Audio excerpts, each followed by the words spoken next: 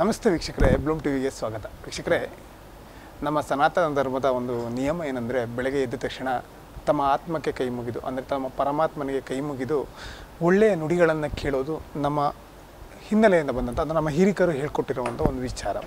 ಅಂದರೆ ಇತ್ತೀಚಿನ ದಿನಗಳಲ್ಲಿ ಅದು ಕಡಿಮೆ ಆಗ್ತಾಯಿದೇನೋ ಸ್ವಂತವಾಗಿ ಅಂತ ಅನಿಸುತ್ತೆ. ಯಾಕೆಂದರೆ ಬ್ಯುಸಿ ಲೈಫ್ ಇದೆ, ಬ್ಯುಸಿ ಓಡಾಟಗಳಿರುತ್ತೆ, ಅವೆಲ್ಲವನ್ನು ಕಡಿಮೆ ಮಾಡ್ತಾಯಿದ್ದೀವಿ. ಆದರೂ ಕೂಡ ಒಂದೊಳ್ಳೆ ಹಿತವಾದ ನುಡಿಯನ್ನು ಕೇಳಬೇಕು, ಹಿತವಾದ ವಿಚಾರವನ್ನು ಕೇಳಬೇಕು. ಆಗ ನಮ್ಮ ದಿನಪೂರ್ತಿ ದಿನದ ಕಾರ್ಯಗಳು ತುಂಬ ಚೆನ್ನಾಗಿರುತ್ತೆ ಅನ್ನೋದು ನಮ್ಮ ಭಾವನೆ. ಅದಕ್ಕೆ ಒಂದು ಒಳ್ಳೆ ಸುವರ್ಣ ಅವಕಾಶವನ್ನು ನಮ್ಮ ಸುವರ್ಣ ಚಾನಲ್ ಮಾಡಿಕೊಡ್ತೇನೆ, ಅಂದರೆ ಸುವರ್ಣ ಸಂಕಲ್ಪ ಅಮೃತಗಳಿಗೆ ಅಂತ. ಅದರ ಕಾರ್ಯಕ್ರಮದ ರೂವಾರಿಯಾಗಿ ಕಾರ್ಯಕ್ರಮವನ್ನು ಮುಂದುವರಿಸ್ಕೊಂಡು ಹೋಗ್ತಾ ಇರೋದು ನಮ್ಮ ವಿಶ್ವನಾಥ್ ಗುರೂಜಿಯವರು. ಬನ್ನಿ ಮಾತಾಡ್ಸೋಣ ಅವ್ರನ್ನ.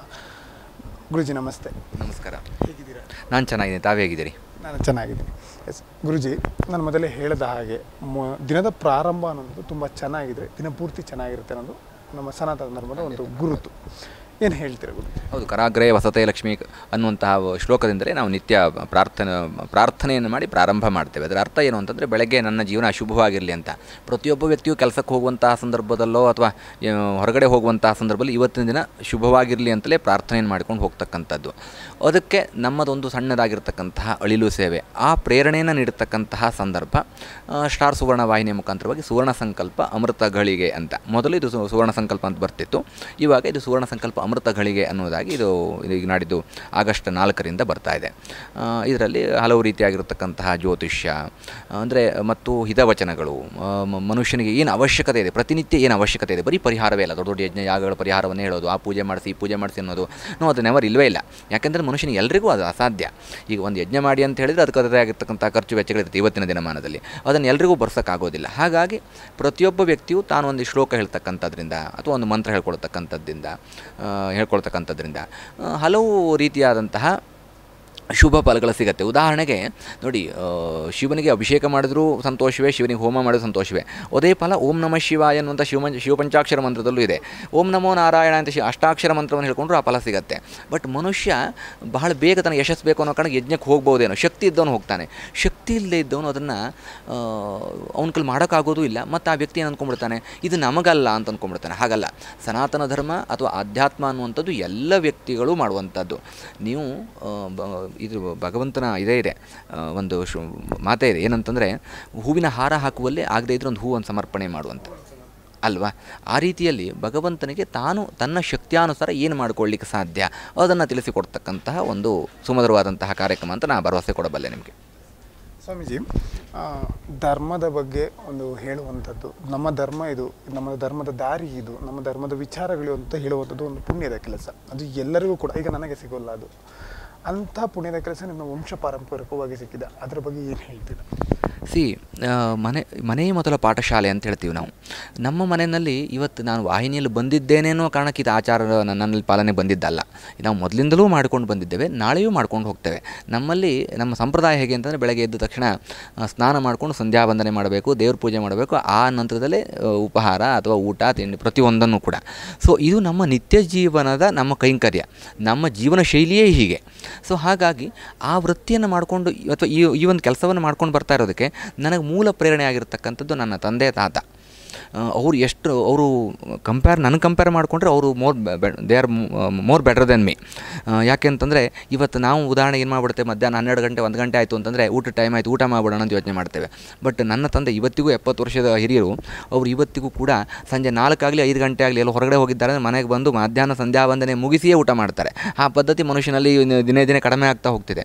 ಬಟ್ ಅವರು ಹಾಗಲ್ಲ, ಮೊದಲು ದೇವರಿಗೆ ನೈವೇದ್ಯ, ದೇವರಿಗೆ ಪೂಜೆ, ಆ ನಂತರ ನಾನು ಊಟ, ಸಂಜೆ 5 ಗಂಟೆ 6 ಗಂಟೆ ಊಟ ಮಾಡ್ತಾರೆ. ಇದು ಯಾಕೆ ಇದನ್ನು ಈ ಒಂದು ಉದಾಹರಣೆ ಕೊಟ್ಟೆ ಅಂತಂದರೆ, ಮನುಷ್ಯ ಇನ್ ಟೈಮಿಗೆ ಊಟ, ಇನ್ ಟೈಮ್ ನಿದ್ದೆ, ಇವೆಲ್ಲವೂ ಜೀವನ ಶೈಲಿ ಕರೆಕ್ಟಾಗಿರಬೇಕು. ಅಷ್ಟು ಕಟಿಬದ್ಧವಾಗಿರ್ತಕ್ಕಂತಹ ಪಾಲನೆಯನ್ನು ಅವ್ರು ಮಾಡ್ತಾ ಇರಬೇಕಾದ್ರೆ, ಶಿಸ್ತನ್ನು ಪಾಲನೆ ಮಾಡ್ತಾ ಇರಬೇಕಾದ್ರೆ, ನಾನು ಅವರ ಮಗನಾಗಿ ಅವ್ರು ಕೊಟ್ಟಿರ್ತಕ್ಕಂತಹ ಜ್ಞಾನ, ಅವ್ರು ಕೊಟ್ಟಿರ್ತಕ್ಕಂತಹ ಸಂಸ್ಕಾರದಿಂದಾಗಿ ಅದನ್ನು ಅಟ್ಲೀಸ್ಟ್ ಒಂದು 190% ನಾನು ಪಾಲನೆ ಮಾಡ್ತಕ್ಕಂಥದ್ದು ನನ್ನ ಕರ್ತವ್ಯ. ಗುರುಜಿ, ನನ್ನ ಪರ್ಸ್ನಲ್ ಒಂದು ಪ್ರಶ್ನೆ ಏನಂದರೆ, ಯಾವುದಾದ್ರೂ ಭವಿಷ್ಯವನ್ನು ಕೇಳೋದಕ್ಕೆ ಹೋದಾಗ, ಇಲ್ಲ ಟಿ ವಿ ಮಾಧ್ಯಮದಲ್ಲಿ, ಇಲ್ಲ ಯೂಟ್ಯೂಬಲ್ಲಿ, ಇಲ್ಲ ಎಲ್ಲೋ ಒಂದು ಮಾಧ್ಯಮದಲ್ಲಿ ನಮ್ಮ ಭವಿಷ್ಯವನ್ನು ನಾವು ಅಂದರೆ ನನ್ನ ಕಟಕ ರಾಶಿ, ನನ್ನದು ಕಟಕ ರಾಶಿ ಈ ಥರ ಅಥವಾ ಒಂದು ಗಮನ ಹರಿಸ್ಬೇಕು, ಒಂದು ಒಳ್ಳೆಯದಾಗುತ್ತೋ ಕೆಟ್ಟದಾಗುತ್ತೋ ಅದನ್ನು ನಾವು ನೆಕ್ಸ್ಟ್ ಯೋಚನೆ ಮಾಡ್ತೀವಿ. ಆದರೆ ಗುರುಗಳು ಹೇಳುವಾಗ, ಇಲ್ಲ ಇವತ್ತು ನೀವು ಎದ್ದ ತಕ್ಷಣ ಹೀಗಾಗುತ್ತೆ, ನಿಮ್ಮ ಕಾರ್ಯಕ್ರಮ ಅನ್ನೋದು ನಡೆಯಲ್ಲ, ಇವತ್ತು ನೀವು ಹೋದರೆ ಆಕ್ಸಿಡೆಂಟ್ ಆಗುತ್ತೆ. ಆದರೆ ನನಗೆ ಅವತ್ತಿನ ದಿನ ಒಂದು ಒಳ್ಳೆ ಪ್ರಯಾಣ ಮಾಡಬೇಕಾಗುತ್ತೆ. ಈಗ ಮೀಡಿಯಾ ಪರ್ಸನ್ ಆಗಿ ನನಗೆ ಪ್ರಯಾಣ ಅನ್ನೋದು ನನ್ನ ಜೀವನದ ಶೈಲಿ, ಅದು ದಿನ ನಡೆಸ್ಬೇಕು. ನಾನು ಪ್ರಯಾಣ ಹೋದರೆ ನಿಮಗೆ ಆಕ್ಸಿಡೆಂಟ್ ಆಗುತ್ತೆ ಅನ್ನೋದು ನೆಗೆಟಿವ್ ಬಂದ ತಕ್ಷಣ ನನ್ನ ತಲೆಯಲ್ಲಿ ಅದೇ ಓಡ್ತಾ ಇರುತ್ತೆ. ಪರಿಹಾರವನ್ನು ಹೇಳಿರಬಹುದು, ಆದರೆ ನಾನು ಅದಕ್ಕೆ ಗಮನ ಕೊಡಲ್ಲ. ನನಗೆ ಆಕ್ಸಿಡೆಂಟ್ ಆಗುತ್ತೆ ಅನ್ನೋ ನನಗೆ ಸ್ವಂತ ಅನುಭವ ಆಗುತ್ತೆ ಅಂದಾಗೆಲ್ಲ ಏನಾದ್ರು ಒಂದು ಸಣ್ಣ ಪುಟ್ಟ ಎಡವಟ್ಟು ಆಗಿರುತ್ತೆ. ಸೊ ಈ ಥರ ನೆಗೆಟಿವ್ ಹೇಳೋದು ಸೂಕ್ತನ, ಒಳ್ಳೆಯದಾ, ಏನು ಅದಕ್ಕೆ ಯಾವುದೋ ಬೇರೆ ರೀತಿ ಮಾರ್ಗದಲ್ಲಿ ಹೇಳಬಹುದಾ? ಬಹಳ ಒಳ್ಳೆಯ ಪ್ರಶ್ನೆ. ಫಸ್ಟ್ ಆಫ್ ಆಲ್ ಮನುಷ್ಯನಿಗೆ ಮಾನಸಿಕ ಧೈರ್ಯವೇ ಬಹಳ ಮುಖ್ಯ. ನಿಮ್ಗೆ ಏನೇ ತೊಂದರೆಗಳಾಗತ್ತೆ ಅನ್ನುವಂಥದ್ದಿದ್ರೂ ಅದನ್ನು ಹೇಳಬಾರ್ದು. ಫಸ್ಟ್ ಆಫ್ ಆಲ್ ಅಷ್ಟೊಂದು ಜ್ಞಾನ ಯಾರಲ್ಲೂ, ಬ್ರಹ್ಮಜ್ಞಾನವನ್ನು ಭೂಮಿಯ ಮೇಲೆ ನುಡಿಯುವಂಥವ್ರು ಯಾರೂ ಇಲ್ಲ. ಹಾಗಾಗಿ ನಿಮಗೆ ತೊಂದರೆಗಳು ಬರುವಂತಹ ಸಾಧ್ಯತೆಗಳಿದೆ ಅನ್ನೋದು ಬೇರೆ, ತೊಂದರೆ ಆಗತ್ತೆ ಅನ್ನೋದು ಬೇರೆ. ಮಾನಸಿಕವಾಗಿ ಧೈರ್ಯವಾಗಿರಿ. ಈ ಥರದ ವಿಷಯಗಳಲ್ಲಿ ನೀವು ಮಾನಸಿಕವಾಗಿ ಧೈರ್ಯವಿರಿ ಅಂತ ಹೇಳಿದಂತಹ ಸಂದರ್ಭದಲ್ಲಿ ನಿಮ್ಮ ಶಕ್ತಿ ವೃದ್ಧಿ ಆಗ್ತಾ ಹೋಗುತ್ತೆ. ನಿಮ್ಮನ್ನು ಮಾರಲಿ ಗೇನ್ ಮಾಡಬೇಕಾಗಿದೆ, ಮಾರಲಿ ಡೌನ್ ಮಾಡುವಂಥದ್ದಲ್ಲ. ಹಾಗಾಗಿ ಆ ಥರದ ಯಾರಾದರೂ ಅದನ್ನು ಭವಿಷ್ಯ ನೋಡಿದ್ರೆ ಅದು ಅವರವರ ವಿವೇಚನೆಗೆ ಬಿಟ್ಟದ್ದು ಅಂತ ಹೇಳ್ಬೋದು. ಪ್ರಪಂಚವನ್ನು ತಿದ್ದಲಿಕ್ಕೆ ಸಾಧ್ಯ ಇಲ್ಲ. ಬಟ್ ನಾನು ನಿಮಗೆ ಆ ಭರವಸೆ ಕೊಡ್ತೇನೆ, ನಾನು ಆ ಥರದ ಯಾವುದೇ ರೀತಿಯಾದಂತಹ ಆಕ್ಸಿಡೆಂಟ್ ಆಗೋಗುತ್ತೆ, ತೊಂದರೆ ಆಗೋಗುತ್ತೆ, ಆ ಥರದನ್ನು ನುಡಿಯುವಂತಹದ್ದನ್ನು ಮಾಡಲ್ಲ. ಬಿಕಾಸ್ ಅದು ಜ್ಯೋತಿಷ್ಯದಲ್ಲಿ ಎಲ್ಲೂ ಉಲ್ಲೇಖ ಇಲ್ಲ. ಫಸ್ಟ್ ಆಫ್ ಆಲ್ ಒಂದು ನಾನು ಈ ಮಾಧ್ಯಮದ ಮುಖಾಂತರ ತಿಳಿಸ್ಕೊಡ್ತೀನಿ, ಫಲಜ್ಯೋತಿಷ್ಯ ಅನ್ನುವುದೇ ಇಲ್ಲ. ಫಲಜ್ಯೋತಿಷ್ಯ ಅನ್ನೋದು ಎಲ್ಲೂ ಇಲ್ಲ. ಏನು ಅಂತಂದರೆ ಗ್ರಹಗಳ ಚಲನೆ ಹೀಗಿದೆ. ಒಂದು ಉದಾಹರಣೆಗೆ ಸೂರ್ಯಚಂದ್ರರ ಚಲನೆಯ ಆಧಾರದ ಮೇಲೆ, ಉದಾಹರಣೆಗೆ ಸೂರ್ಯ ಜಾಸ್ತಿ ಸೂರ್ಯನ ಬೆಳಕು ಇವತ್ತು ಪ್ರಖರವಾಗಿದೆ ಅಂತಂದರೆ ಬಿಸಿಲು ಜಾಸ್ತಿ ಆಗುತ್ತೆ ಎಲ್ರಿಗೂ ಅರ್ಥವಾಗುತ್ತೆ. ಇವತ್ತು ಸೂರ್ಯ ನಮಗೆ ಅಷ್ಟು ಪ್ರಖರವಾಗಿ ಕಾಣಿಸ್ಕೊಳ್ಳೋದಿಲ್ಲ, ಇವತ್ತು ಮೋಡ ಇರುತ್ತೆ ಅಥವಾ ಮಂಕಾಗಿರುತ್ತೆ ಎಲ್ರಿಗೂ ತಿಳಿಯುತ್ತೆ. ಸೊ ಇದು ಮಾತ್ರವೇ ಜ್ಯೋತಿಷ್ಯ. ಅಂದರೆ ಗ್ರಹಗಳ ಚಲನೆ ಹೀಗಿರುತ್ತೆ, ನೀವು ಈ ಥರದ ಆರಾಧನೆಯನ್ನು ಮಾಡ್ಕೊಳ್ಳಿ. ಉದಾಹರಣೆಗೆ ಇವತ್ತು ಮೋಡ ಇರುತ್ತೆ ಅಂತಂದರೆ ಒಂದು ಸ್ವಲ್ಪ ಶಾಖ ಆಹಾರ ಸ್ವೀಕಾರ ಮಾಡಿ. ತುಂಬ ಬಿಸಿಲಿರುತ್ತೆ, ಸೂರ್ಯನ ಬೆಳಕಿನಿಂದ ಬಿಸಿಲು ಜಾಸ್ತಿ ಇರುತ್ತೆ ಅಂದರೆ ಒಂದು ತಂಪಾದ ಆಹಾರ ಸೇವನೆ ಮಾಡಿ. ಈ ಥರದ ವಿಚಾರಗಳು ಮಾತ್ರ ಜ್ಯೋತಿಷ್ಯ ಶಾಸ್ತ್ರದಲ್ಲಿರ್ತಕ್ಕಂಥದ್ದು. ಈಗ ತಂಪಾದಾಗ ಅಂದ ತಕ್ಷಣ ನಿಮಗೆ ವೃದ್ಧಿ ಆಗುತ್ತೆ ಅಥವಾ ಬಿಸಿಲು ಜಾಸ್ತಿ ಆದಾಗ ನಿಮ್ಗೆ ತೊಂದರೆ ಆಗುತ್ತೆ ಅನ್ನುವಂಥದ್ದು ಇದೆಯಲ್ಲ, ಇದು ಮನುಷ್ಯನಲ್ಲಿ ಸ್ವಲ್ಪ ಅಸಹಜವಾಗಿರ್ತಕ್ಕಂಥ ಲಕ್ಷಣ. ಅದನ್ನು ಹೇಳಬಾರ್ದು, ಅದು ಹೇಳುವಂಥದ್ದು ತಪ್ಪು, ಅವರವರ ವಿವೇಚನೆಗೆ ಬಿಟ್ಟದ್ದು ಅಂತ ಅಷ್ಟು ಮಾತ್ರ ಹೇಳಿಕ್ಕೆ ಸಾಧ್ಯ. ಒಳ್ಳೆ ವಿಚಾರವನ್ನು ತಿಳ್ಕೊಂಡು ಕೊನೆಯ ಪ್ರಶ್ನೆ, ಇತ್ತೀಚಿನ ದಿನಗಳಲ್ಲಿ ಯುವಕರು, ಅಂದರೆ ನನ್ನನ್ನು ಕೂಡ ಸೇರಿಸಿ ಹೇಳ್ಕೊಳ್ತೀನಿ, ಯುವಕರಿಗೆ ಈ ಧಾರ್ಮಿಕವಾದ ಆಸಕ್ತಿ ಅನ್ನೋದು ಕಡಿಮೆ.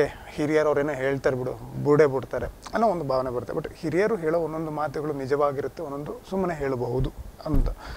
ಈ ಯುವಕರಿಗೆ ನಿಮ್ಮ ಕಾರ್ಯಕ್ರಮದಿಂದ ಯುವಕರಿಗೆ ಒಂದು ರೀತಿ ದಾರಿ ತೋರಿಸುವಂಥ ಕಾರ್ಯಕ್ರಮವನ್ನು ಮಾಡಬಹುದಾ? ಖಂಡಿತವಾಗ್ಲೂ ಮಾಡ್ಬೋದು. ಶ್ರದ್ಧಾಂ ಕಾಮಸ್ಯ ಮಾತ್ರಂ ಅಂತ. ಶ್ರದ್ಧೆ ಇಟ್ಟು ನಂಬಿಕೆ ಇಟ್ಟು ಮಾಡುವ ಎಲ್ಲ ಕೆಲಸವೂ ಫಲ ಕೊಡುತ್ತೆ. ನಾನು ಇನ್ ಟೈಮಿಗೆ ಆಫೀಸ್ಗೆ ಹೋಗಬೇಕು, ಇನ್ ಟೈಮ್ ಕೆಲಸ ಮಾಡಬೇಕು ಅಂದರೆ ಆಬ್ವಿಯಸ್ಲಿ ಸ್ಯಾಲ್ರಿ ಬರುತ್ತೆ. ಸ್ಯಾಲ್ರಿ ಬಂದಿದೆ ಅಂದರೆ ಅವನ ಜೀವನ ನಡೆಯುತ್ತೆ. ಕರೆಕ್ಟಾ? ಹಾಗೆ ದೈವಾನುಗ್ರಹ ಅನ್ನುವಂಥದ್ದು, ಮಂತ್ರಾಧೀನಂತು ದೇವತಾ ಅಂತ ಒಂದು ಮಾತಿದೆ. ಮಂತ್ರಾಧೀನಂತು ದೇವತಾ, ದೈವಾಧೀನಂ ಜಗತ್ ಸರ್ವಂ. ಜಗತ್ತಿಗೆ ಯಾರೊಬ್ಬರು ಒಂದು ಹೋಲ್ಡಿಂಗ್ ಇಟ್ಕೊಂಡಿರ್ತಕ್ಕಂಥವ್ರು ಇದ್ದಾರೆ. ಈಗ ಎಲ್ಲವೂ ನಮ್ಮ ಕೈಲಿಲ್ಲ. ನಮ್ಮ ಕೈಲಿದ್ದರೆ ನಾನು 100 ವರ್ಷ ಬದುಕಬೇಕು ಅಂತ ಬಯಸ್ತೇನೆ, ಆಗತ್ತಾ? ಆಗೋದಿಲ್ಲ. ಆ ಆಯುಷ್ಯವನ್ನು ಕೊಡ್ತಕ್ಕಂಥನೊಬ್ಬರಿದ್ದಾನೆ. ಹಾಗಾಗಿ ನಂಬಿಕೆ ಇಟ್ಟರೆ ಪ್ರತಿಯೊಬ್ಬರಿಗೂ ಒಳ್ಳೆಯದಾಗತ್ತೆ. ಸೊ ಅದನ್ನು ಯಂಗರ್ ಜನ್ರೇಷನ್ನು ಕೂಡ ಇದನ್ನು ಈ ಥರದೆಲ್ಲ ನಂಬಿಕೆ ಇಟ್ಕೋಬೇಕು, ಮೂಢನಂಬಿಕೆ ಇಟ್ಕೋಬಾರ್ದು. ನಂಬಿಕೆಯನ್ನು ಇಟ್ಕೊಳ್ತಕ್ಕಂಥದ್ದು, ದೇವರ ಸ್ಮರಣೆ ಮಾಡ್ತಕ್ಕಂಥದ್ದು ಮಾನಸಿಕ ನೆಮ್ಮದಿಯನ್ನು ಕೊಡುತ್ತೆ. ಹಾಗಂತೇಳಿ ಡಂಬಾಚಾರಗಳು ಮಾಡ್ತಕ್ಕಂಥದ್ದು, ಮೌಢ್ಯಗಳನ್ನು ಪಾಲನೆ ಮಾಡ್ತಕ್ಕಂಥದ್ದನ್ನು ಮಾಡಬಾರ್ದು. ದೇವರ ಸ್ಮರಣೆ, ಧ್ಯಾನ, ಮೆಡಿಟೇಷನ್ನು ಇದೆಲ್ಲ ಮನುಷ್ಯನ ಮಾನಸಿಕ ಸ್ಥಿತಿಯನ್ನು ಕೂಲ್ ಮಾಡುತ್ತೆ. ಇದು ಯಾವುದೇ ರೀತಿಯಾದಂತಹ ಮ್ಯಾಜಿಕ್ ಅಲ್ಲ. ಇದು ಮನುಷ್ಯ ಕೂಲಾಗಿದ್ದಾಗ ಅವನ ಮನಸ್ಥಿತಿ ಚೆನ್ನಾಗಿರುತ್ತೆ, ಅವ್ನಿಗೆ ಒಳ್ಳೆ ಕೆಲಸಗಳನ್ನು ಮಾಡಲಿಕ್ಕೆ ಆಸಕ್ತಿ ಬರುತ್ತೆ, ಯೋಚನೆಗಳು ಬರುತ್ತೆ, ಉತ್ತಮವಾದಂತಹ ಯೋಚನೆಗಳು ಬರುತ್ತೆ. ಆ್ಯಸ್ ವೆಲ್ ಆಸ್ ಅವನಿಗೆ ಜೀವನದಲ್ಲಿ ಅಭಿವೃದ್ಧಿಯನ್ನು ಹೊಂದಬೇಕು ಅನ್ನುವಂತಹ ಒಂದು ಬಯಕೆ ಉಂಟಾಗುತ್ತೆ. ಇದಕ್ಕೆ ಒಂದು ಸನ್ಮಾರ್ಗವನ್ನು ತೋರಿಸುವಂತಹ ಜ್ಯೋತಿ ಅಷ್ಟು ಮಾತ್ರವೇ ಜ್ಯೋತಿಷ್ಯ. ಅದರ ಹೆಸರಲ್ಲೇ ಇದೆ, ಜ್ಯೋತಿ ಅಂದರೆ ಬೆಳಕು ಅಂತ. ಯಾರು ಕತ್ತಲಲ್ಲಿರ್ತಾರೋ, ಮಾನಸಿಕ, ದೈಹಿಕ, ಸಾಮಾಜಿಕ, ಯಾರು ಕತ್ತಲಲ್ಲಿರ್ತಾರೋ ಅಥವಾ ಯಾರು ತೊಂದರೆಯಲ್ಲಿರ್ತಾರೋ ಅವರಿಗೊಂದು ಸರಿಯಾದ ಬೆಳಕನ್ನು ತೋರಿಸ್ತಕ್ಕಂಥದ್ದು. ಯಾರನ್ನೂ ಹೆದರಿಸುವಂಥದ್ದು ಜ್ಯೋತಿಷ್ಯ ಅಲ್ಲ. ಅದು ಮಾಡಬಾರ್ದು, ನಾವು ಮಾಡೋದಿಲ್ಲ. ಸ್ವಾಮೀಜಿ, ನಿಮ್ಮಿಂದ ತುಂಬ ವಿಚಾರಗಳನ್ನು ನಾವು ಇಲ್ಲಿ ಈ ಒಂದು 4 ಪ್ರಶ್ನೆಯನ್ನು ಕೇಳಿದ್ದೀನಿ. ಇನ್ನೂ ಹಲವು ಪ್ರಶ್ನೆಗಳು ನಮ್ಮ ಜನರ ತಲೆಯೊಳಗೆ ಓಡ್ತಾ ಇರುತ್ತೆ. ಅದಕ್ಕೊಂದೊಳ್ಳೆ ಅವಕಾಶ, ಒಂದು ಒಳ್ಳೆ ವೇದಿಕೆ ಅನ್ನೋದು ಸಿಕ್ಕಿದೆ ಸುವರ್ಣ ಚಾನಲಿಂದ. ಸಂಕಲ್ಪ ಅಮೃತ ಗಳಿಗೆ ಅಂತ ಅದನ್ನು 7:30 ವೀಕ್ಷಕರೇ, ಬೆಳಗ್ಗೆ 7:30 ಸುವರ್ಣ ವಾಹಿನಿಯಲ್ಲಿ ಬೆಳಗ್ಗೆ 7:30 ಸರಿಯಾಗಿ ಸುವರ್ಣ ಸಂಕಲ್ಪ ಅಮೃತಗಳಿಗೆ ಅನ್ನೋ ಕಾರ್ಯಕ್ರಮ ಬರ್ತಾಯಿದೆ. ಅಲ್ಲಿ ನಮ್ಮ ಗುರೂಜಿ ಬರ್ತಾರೆ. ನಿಮ್ಮ ಪ್ರಶ್ನೆಗಳಿಗೆ, ನಿಮ್ಮ ತಲೆಯೊಳಗೆ ಓಡ್ತಾ ಇರೋ ಯಾವುದೇ ಗೊಂದಲ ಮೂಡಿಸುವಂಥ ಪ್ರಶ್ನೆಗಳಿಗೆ ಇವರು ಮಾರ್ಗವನ್ನು ತೋರಿಸ್ಕೊಡ್ತಾರೆ ಅಂತ ಹೇಳ್ತಾರೆ. ನಮಸ್ಕಾರ. ಇದು ಬ್ಲೂಮ್ ಟಿವಿ. ಗುರೂಜಿ ನಮಸ್ತೆ. ಧನ್ಯವಾದ.